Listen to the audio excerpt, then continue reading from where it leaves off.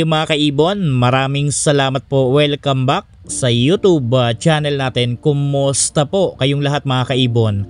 For today's video, sasagutan naman tayo ng katanungan ng mga kaibon natin. Ito po yung unang katanungan sa akin ng kaibon natin. Ang tanong, Idol, ask ko lang bakit may breeder na inaaway at tinutuka ang inakay pag ang breeder ay mangingitlog na ulit? Di naman pwedeng iwalay yung inakay kasi di pa marunong tumuka, nagsusugat at nakakalbo na ang ulo ng inakay. Thank you so much. Sana masagot nyo. Mga kaibon, disclaimer lang. Ang isi-share ko dito ay base sa kaalaman ko at karanasan ko sa pag-aalaga ng mga ibon. Sa katanungan, bakit may mga breeder na tinutuka yung mga inakay kapag mangingitlog na sila uli? Mga kaibon, ang breeder natin, ganyan po talaga yan. Kapag po yung mga inakay nila medyo malalaki na, lalo na po kung kumpleto na po yung mga balahibo, tinutuka talaga yan ng hen mga kaibon. Ang madalas na tumutuka dyan yung hen. Ang ibig sabihin kasi nun, kaya niya tinutuka yun, parang lambing niya lang. Para po bumaba na yung inakay para kumain ng seeds. Kumbaga, matuto na tumuka ng pagkain para hindi na subuan ng breeder natin kasi po mangingitlog na uli. Minsan, mapapansin po ninyo, yung kak nasa labas palagi yan. Merong huni na medyo iba, yung huni ng kak na parang tinatawag niya yung mga inakay doon sa loob ng nest box para lumabas. Kaya minsan yung kak makikita po ninyo, siya madalas ang nagtuturo para tumuka ng seeds yung mga inakay. Yan po talaga ang madalas na makikita natin, yung kak na tumuturo or tinuturuan kumain ng seeds yung mga inakay nila.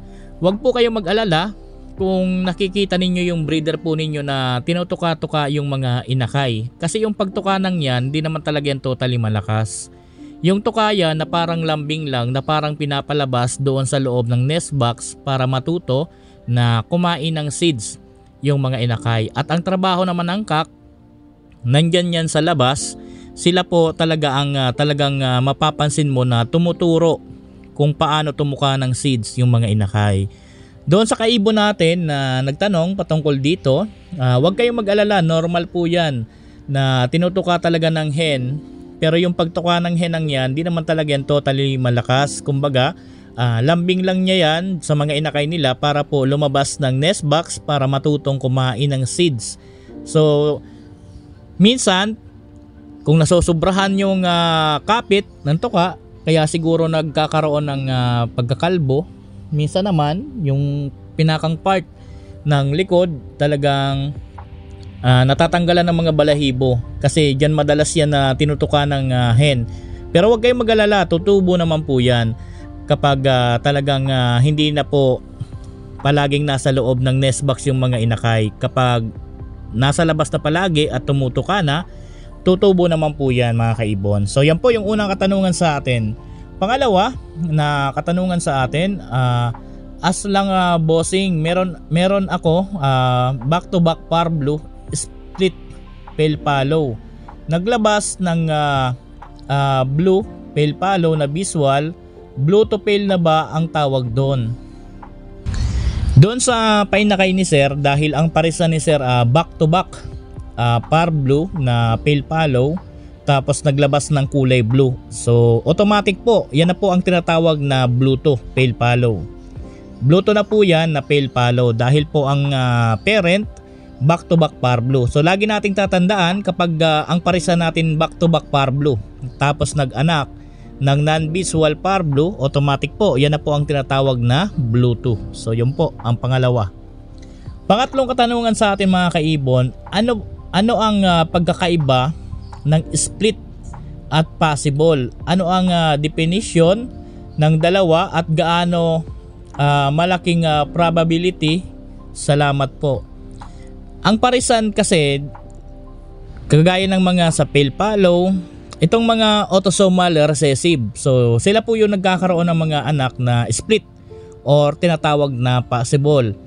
Ang tinatawag na split, merong parisan niya na pinagmulan na halimbawa nagpares ka po ng visual at pinares mo sa normal.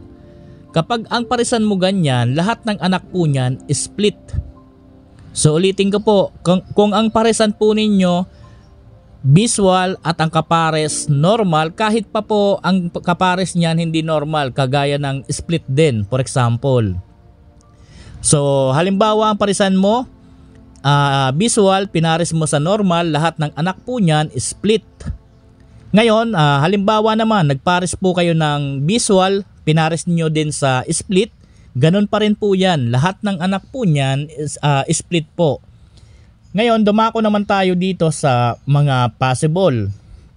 Kapag po sinabing possible, ang parisan po niyan kagaya po ng halimbawa po, back-to-back split. Lahat po ng anak niyan kahit merong kapatid na visual, lahat po ng anak niya na non-visual, kahit merong kapatid na visual, tapos yung kapatid ng visual lang yon, yung mga non-visual, lahat po yun possible.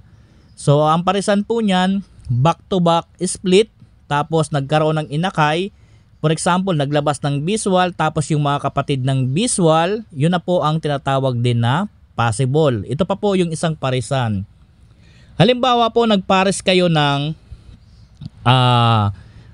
normal, tapos pinares nyo sa split. Lahat po ng anak po niyan, possible pa rin. Kinakailangan lang doon, test breed. Ngayon, kung akong tatanungin kung saan bang mataas ang tsansa pagdating sa mga ganito, doon na po ako sa split. At kung tatanungin din ako kung mataas ba ang tsansa sa mga possible, dito po ako sa parisan na back-to-back split.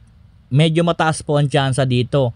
Doon sa mga kapatid ng visual na halimbawa may visual na kapatid, yung mga non-visual, yon ang medyo mataas din ang tsansa na maglabas ng visual. Pagdating naman dito sa parisan na normal, tapos ang kapares split, dahil ang anak niyan lahat possible, medyo alanganin ako pagdating sa ganito. Pero lagi nating tatandaan, kapag swerte mo, talagang maglalabas ng visual. Yung anak nang yan ng mga possible na binanggit ko, parisan nyo lang ng ng split, it is breed ninyo, or kaya naman parisan nyo naman ng visual, it is breed po ninyo. Kung maglabas, swerte. Pero kung halimbawa 4 na clutch walang nilalabas, baka hindi kumarga. So doon naman sa mataas ang tsansa talaga, doon tayo sa parisan na halimbawa yung anak ng normal, tapos ang kapares visual. Yun, dahil talagang sure ang dugo nun, dahil visual na yung tatay, lahat ng anak split, medyo mataas talagang tsansa doon. So yan po ang pinagmula ng mga parisan na possible at split. So ito po yung panghuling katanungan sa atin. Sir, suggest po kayo ng magandang pares sa Lutino Opa. Pagdating sa Lutino Opa, mas okay naman po dyan, Lutino Opa rin. Yan po ang the best na pamaris dyan. Pero kung naghahangad ka ng makapagpalabas ka ng Lutino Opa line, split par blue, parisan mo po ng Cremino Opa. So yan po ang the best dyan, dahil po kahit na Cremino Opa yung anak niyan, ay yung kapares niyan, sorry, na Lutino Opa mo, dahil dominant ang green, mag-aanak at mag-aanak po yan ng Lutino Opa. So yan po ang magandang pares, mga kaibon. Parisan mo ng yung Lutino Opa mo, parisan mo ng Cremino Opa, mag-aanak yan ng Lutino Opa, split par blue. Pwede rin yan maglabas ng Albino Opa, split par blue. Para makapagpalabas po ng Cremino Opa line, dapat po parehong parent, merong dugong par blue. So, yun po yung mga katanungan sa atin. Maraming salamat po sa katanungan po ninyo. Sana po nasagot ko ng maayos. Hanggang dito muna yung video natin. Maraming salamat po. Happy birthday sa ating lahat. God bless po sa ating lahat, mga kaibon.